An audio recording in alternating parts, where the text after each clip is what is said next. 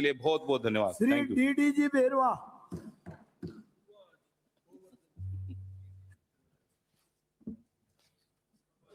माननीय सभापति महोदय, धन्यवाद जो आपने मुझे माननीय राज्यपाल जी के अभिभाषण पर बोलने का मौका दिया। संवैधानिक पद पर आसीन राज्यपाल महोदय ने विधानसभा में जो भाजपा सरकार का गुणगान किया वो पारंपरिक है। माननीय राज्यपाल महोदय ने सरकार के पक्ष में इतना कुछ बोला कि जैसे राजस्थान स्वर्ग बन गया हो, लेकिन सच्चाई इससे कोसों दूर है और इससे भी पता लगता है कि सरकार धरातल से प्रदेश की जनता से कितना दूर है। माननीय सभापति महोदय, प्रदेश की 8 करोड़ की जनता पिछले 2 साल से इस सरकार की गलत नीतियों से त्रस्त है, हर क्षेत्र में विफलता है। महोदय, मैं यहाँ विधानसभा क्षेत्र के बिंदुओं के संबंध में आपको अवगत कराना चाहता हूं। सभापति महोदय, अभिभाषण में बिंदु संख्या 16-28 में शिक्षा के संबंध में कई तरह की बातें की गई। ये क्या है? ये जो मिथ्या व निराधार है। ये गलत हो रहा है यार, ये ठीक तो मैं बताना चाहता हूं, मेरे विधानसभा क्षेत्र में 4-5 करीब 2 दर्जन स्कूलों को बोलो। कंडम में घोषित कर अन्यत्र जगह शिफ्ट कर दिया गया। वास्तविकता यह है कि सरकार व विभाग द्वारा जो सर्वे करवाया गया वो गलत करवाया गया, क्योंकि सारी स्कूलें जर्जर व कंडम नहीं है। कई स्कूलों के अंदर तो आज भी बैठने की व्यवस्थाएं हैं। गत सरकार में कई स्कूलों में कमरे व भवन बने थे, लेकिन पता नहीं किस तरीके से आपके अधिकारियों ने आनन फानन में उन सारी स्कूलों को जर्जर बताकर नेत्र शिफ्ट कर दिया गया। मैं आपको अवगत कराना चाहता हूं, उन स्कूलों में बैठने की व्यवस्था भी नहीं है जहां आपने शिफ्ट करी है। कई स्कूलों में तो वहां भी 2-2 ही रूम है। आप कैसे शिक्षा दे पाएंगे? 8 से 9 किलोमीटर की दूरी आ रही है जहां पे आप लोगों ने शिफ्ट करी है, वहां बच्चे कैसे जाएंगे? छोटे बच्चे कैसे जाएंगे वहां पर? वहां पे कई स्कूलों के जहां मर्ज करी है उनके बीच में आपके नेशनल हाईवे आ रहे हैं, क्योंकि हमारे दौसा के अंदर 2 से 3 हाईवे हैं, उनके बीच में आ रहे हैं। आप बताओ छोटे बच्चे कैसे जाएंगे? कई स्कूलों के बीच में रेलवे लाइनें आ रही है, जिनमें अंडरपास भी नहीं है। आप बताओ बच्चे कैसे जाएंगे? मैं आपसे मांग करता हूं, अगर आप लोग इन स्कूलों में भवनों की व्यवस्था करी जावे और इन स्कूलों के जो मर्ज करे गए हैं उनके अभिभावक अगर बच्चे वहां जाना नहीं चाहते, वो अभिभावक वहां भेजना नहीं चाहते। हम आपसे निवेदन करना चाहते हैं अगर इन सारी स्कूलों को उसी स्थान पर रखा जावे। अभी सभापति महोदय, राज्यपाल जी के अभिभाषण में 91-93 में कई बातों का जिक्र किया गया। मैं आपको अवगत कराना देना चाहता हूं कि हमारे क्षेत्र में आवारा पशुओं का बहुत ज्यादा आतंक है, जिनके अंदर गायें, आवारा सांड आए दिन किसानों को परेशान करते हैं। मैंने गए सत्र में भी आपके यहाँ पर इन्हीं बातों को लेकर मुद्दे उठाए थे। अगर हमारे यहाँ पर आप कुंडल, लवान, नागल राजावतान, सैथल के अंदर गौशालाएं खोली जाए, क्यों अगर इन गायों को हमारे किसान भाई किसी भी तरीके से दूसरी अन्य जगह छोड़ने जाते हैं तो आपके गौ सेवक उनको परेशान करते हैं। मैं आपसे निवेदन करता हूं अगर आप लोग इन पे विशेष ध्यान दें। श्रीमान जी, अभिभाषण में आपके यहाँ पर आवास देने की बात करी गई, प्रधानमंत्री आवास। मैं आपको अवगत कराना देना चाहता हूं, जिस तरीके से पूर्व में आपके यहाँ सरकार द्वारा सर्वे कराए गए, वो चिन्हित और अपने लोगों को आवास दिए गए। और वो जो गरीब आदमी जो समझता नहीं था, जिनकी पहुंच नहीं थी, उनको आवास नहीं दिए गए। रही बात उसके बनाने की, दूसरी किस्तें पेंडिंग है। जिन लोगों ने दलालों के माध्यम से पैसे पहुंचा दिए, उन लोगों को तो किस्तें मिल रही है। जो लोग नहीं पहुंच पा रहे वो आज वंचित है। उसके अलावा बहुत एक बड़ी विषय बता दूं आपको मैं, आज एक तरफ तो आप हर गरीब हर उसको आवास देना चाहते हो, और एक तरफ आप हमारे दौसा के अंदर आवास तोड़े जा रहे हैं। 3 से 4 महीने का बता दूं मैं आपको, यहाँ पे हमारे एक ऐसे अधिकारी आ गए जो बिना नोटिस के, बिना सूचना के, बिना कोई उसके कम से कम 4 से 5 कार्रवाई कर चुके। ओदायली गांव में उन्होंने बिना सूचना के, बिना उसके करीबन 4 से 5 मकान तोड़े गए, जिस चीज को लेकर मैं संबंधित डीएम से मिला, लेकिन डीएम ने भी ज्यादा इसमें कोई ध्यान नहीं दिया। उसके बाद हमारे एक जमीन का मामला ऐसा था जो न्यायालय में विचाराधीन है, उसको भी ताज तर्क पर रखते हुए उस पर भी कार्रवाई करी। और छोटे 2 साल के बच्चों तक को 151 में बंद रखा, 2 साल के बच्चों तक को भी 151 में बंद रखा। उसके बाद कल की घटना है, कल भी दौसा के अंदर मैं मेरे कहीं से निकल रहा था, इतनी भीड़ थी, अगर आप सोच नहीं सकते हो तहसीलदार बताओ, तहसीलदार इतनी।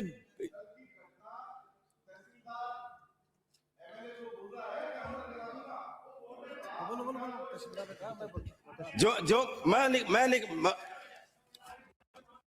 ये इनको प्रक्रिया कानून समझाओ कि एक माननीय सदस्य अपनी बात कह रहे तो बीच में नहीं बोले, इनको समझाओ थोड़े। मैं जो ही कल बाजार की तरफ निकल रहा था, काफी संख्या में पुलिस थी, काफी संख्या में भीड़ थी, तहसीलदार बताओ। 2 जेसीबी लगी हुई थी। मैं भीड़ को देख के रुका, मैं वहां जाके पूछा, भाई ये क्या तोड़ रहे हैं? बोले साहब मक्खी और मकान तोड़ रहे हैं। मैं फिर अंदर गया, वो बच्चे चिल्ला रहे हैं, औरतें चिल्ला रही है। मैंने संबंधित आदमी अधिकारी का नाम पूछा, उसके अंदर तहसीलदार पाया गया। मैंने तहसीलदार से बात करने की कोशिश करी, भाई किस नियम के तहत, किस कानून के तहत आप मेरे को ये बताओ, अगर आप ये गरीबों के मकान तोड़ रहे हो। उस तहसीलदार ने अपने आप को मालिक बताया। अगर मैं दौसा की जमीनों का मालिक हूं, मैं कुछ भी कर सकता हूं। आप कौन होते हो? आप कौन होते हो? आज के इस युग में जहां इस सदन का मैं सदस्य हूं, वो सदस्य कोई भी हो सकता है। सरकार बदलती रहेगी, आती रहेगी, जाती रहेगी, लेकिन उसमें सदस्य कोई भी हो सकता है। वो तहसीलदार एमएलए से ऐसे पूछता है, अगर आप कौन हो, और ये कहता है आप यहाँ से निकलो, मैं कोई इसका जवाब नहीं दूंगा। वो तहसीलदार को कहीं न कहीं राजनीतिक संरक्षण मिला हुआ है, भू माफियाओं से मिला हुआ है। पहले भी तहसीलदार रहे हैं, लेकिन जब से ये 3-4 महीने से तहसीलदार आया है, इसने अति कर रखी है। एमएलए को कुछ नहीं समझता, एमएलए को ऐसे निकलने की बात करता है, एमएलए को पुलिस की धमकी देता है। लेकिन मैं बता दूं साहब, ऐसे अधिकारियों पे आप कार्रवाई करें। मैं सदन में बात करना चाहता हूं, ऐसे अधिकारियों पर आप कार्रवाई करें, नहीं तो आप जब तक ऐसे अधिकारियों पर कार्रवाई नहीं करेंगे तो हम भ्रष्टाचारी आदमी है। इसके पहले भी जहां भी रहा, इसके मैंने काफी पता किया है, उसमें काफी चीजें निकलते आई है। साथियों, मैं इसके बारे में और आपसे बात बताना चाहता हूं, इसको बर्खास्त करें। माननीय सभापति जी, मेरा व्यवस्था का प्रश्न है, अगर किसी जनप्रतिनिधि के साथ इस प्रकार का व्यवहार अगर किसी अधिकारी के द्वारा किया गया है तो ये बहुत ही निंदनीय है। इस पे कठोर कार्रवाई होनी चाहिए। मैं सरकार के मंत्री यहाँ पे, संसदीय मंत्री जी यहाँ पे मौजूद है, मैं निवेदन करूंगा सरकार से कि इसकी जांच कराए और जो दोषी अधिकारी है उसको सस्पेंड करने का काम करे। ये बात मैं कहना चाहूंगा। माननीय सदस्य सभापति महोदय, मेरा पहले तो संसदीय परंपराओं में जब एक माननीय विधायक अपनी बात कह रहा होता है तो बीच में खड़े होकर बोलना पूर्ण रूप से असंसदीय है, और असंसदीय कार्य हमारे प्रतिपक्ष के नेता कर रहे हैं, इसलिए उनको कंडेम किया जावे। दूसरी बात ये, दोनों बातों की बात, दूसरी बात ये, मैं बात कह रहा हूं, बीच में खड़े होकर नहीं बोलते, बिला जो हाँ पहले बता दो, आपको इजाजत नहीं मिली। दूसरी ये है, आप ही तो बोल रहे हो। इजाजत लेके बोल रहे हैं, हाँ, बोलिए बोलिए मंत्री इजाजत महोदय। लेके बोल रहा हूँ। नेशा रखो और बोलने की सभ्यता सीखो। अरे बिराजो अपर तो लारे वाइज काम है, दूसरे कोई काम को नहीं। दूसरा मेरा निवेदन ये है कि जिस विषय को जब तक विधिवत नहीं उठाया जाए तब तक इसका संज्ञान कैसे लिया जा सकता है। आप इस विषय को रखेंगे, माननीय सदस्य या कोई भी सदस्य रखेंगे, सरकार इसमें गंभीर है। सभी माननीय सदस्यों का मान सम्मान होना ये हमारा प्रथम कर्तव्य है, इसकी पूरी पालना करेंगे। मैं आपको अवगत करा देना चाहता हूं। माननीय सभापति जी, जिस इजाजत के साथ आप बोले हो ना, उसी इजाजत के साथ मैं बोल रहा हूं। समझ गए? माननीय ये ये नियम और कानून और प्रक्रिया पक्ष विपक्ष सबके लिए बराबर है। आप अपने लिए अलग कानून मत समझिए, ये विधानसभा 200 विधायकों के लिए बराबर है, ये बात मैं कहना चाहूंगा। और माननीय सदस्य ने यहाँ पे बात उठा दी, और जब मैंने व्यवस्था का प्रश्न इस पे कर दिया तो सरकार की जिम्मेदारी है कि इसकी जांच करे। माननीय ये क्या बात होगी? आप बचना चाहते, ऐसे बच नहीं सकते, आप बच नहीं सकते, माननीय आपको कार्रवाई करनी चाहिए। नेता ये प्रतिपक्ष कोई- महोदय, माननीय नेता प्रतिपक्ष महोदय, आपने कहा है कि भाई नियम के अनुसार वो जो इसकी शिकायत करेंगे तो कार्रवाई होगी। माननीय सदस्य बोलिए, बार बार नहीं हो गया आपका। देखो, मैं आपको नेता जी ने अवगत बता करा दिया। देना चाहता हूँ, इस जो संबंधित जो भी अधिकारी है वो उसको कहीं न कहीं मैं देखो, मैं बार बार जिक्र कर रहा हूँ, वो उसको निलंबित किया जावे। वो सरकार के इशारे पे काम कर रहा है, मेरे को लग रहा है इस बातों के लिए। ऐसे अधिकारी आज तक नहीं देखे हमने बहुत कार्यकाल देखे हैं साथियों। उसके अलावा मैं एक बहुत गंभीर विषय हो रहा है, हमारे यूआईटी आपने दी है, उसका मैं स्वागत करता हूं, आप लोगों को धन्यवाद देता हूं मैं उसके लिए। लेकिन विडंबना हो रहा है, आप ताले बजा रहे हो मंत्री जी, विडंबना हो रहा है। मैं बता दूं आपको, अब काम भी नहीं चला, उसका काम भी नहीं चला। आपके अधिकारी, आपके कर्मचारी यूआईटी के नाम पर वहां पे लूट खसोट कर रहे हैं, वसूली कर रहे हैं। वो आज जब तक 2 साल में विस्तारित एरिया था, यूआईटी आज आई है। कई कॉलोनाइजर थे पुराने जो स्कीम काट गए, वो चले गए।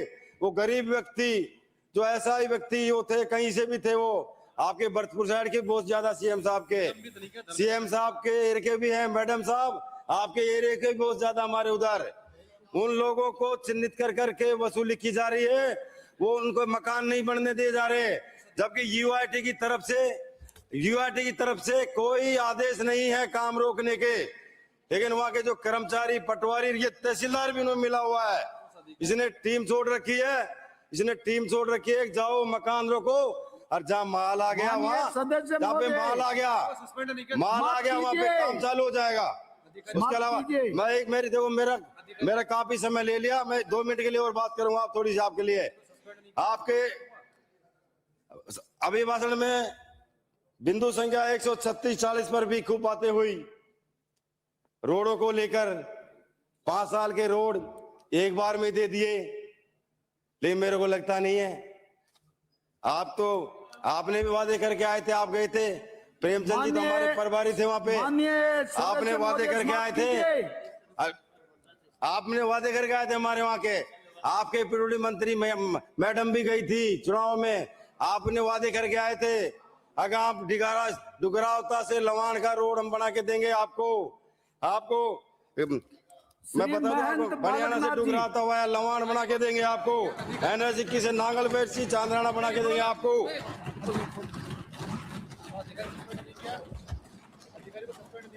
अब उस अधिकारी को सस्पेंड करना नहीं होगा। नहीं तो मैं धरने पर बैठ। धन्यवाद सभापति महोदय जी। पहले तो मैं सोच रहा था कि कांग्रेस के जो हमारे साथीगण हैं कि बहुत कम संख्या में बच गए हैं, और बैठे बैठे मैं बात ही कर रहा था कि आने वाले चुनाव में भी मेरे को लगता है इससे भी कम संख्या रह जानी है। तो पर ये अच्छा लगा कि मैं सोच रहा था कि मैं यहाँ पर कुछ बात बोलूं और नेता प्रतिपक्ष यहाँ पर नहीं हो, कांग्रेस पार्टी के प्रदेश अध्यक्ष यहाँ पर नहीं हो तो बात बोलने का आनंद नहीं आएगा, लेकिन आपकी उपस्थिति हुई है, अच्छी बात है। आज माननीय राज्यपाल महोदय के अभिभाषण के इस चर्चा के उपलक्ष्य में आपने मुझे बोलने का अवसर दिया है, मैं इसके लिए आपका आभारी हूं। और जैसा कि राजस्थान और पूरा देश जानता है कि 2023 के बाद में एक बड़ा परिवर्तन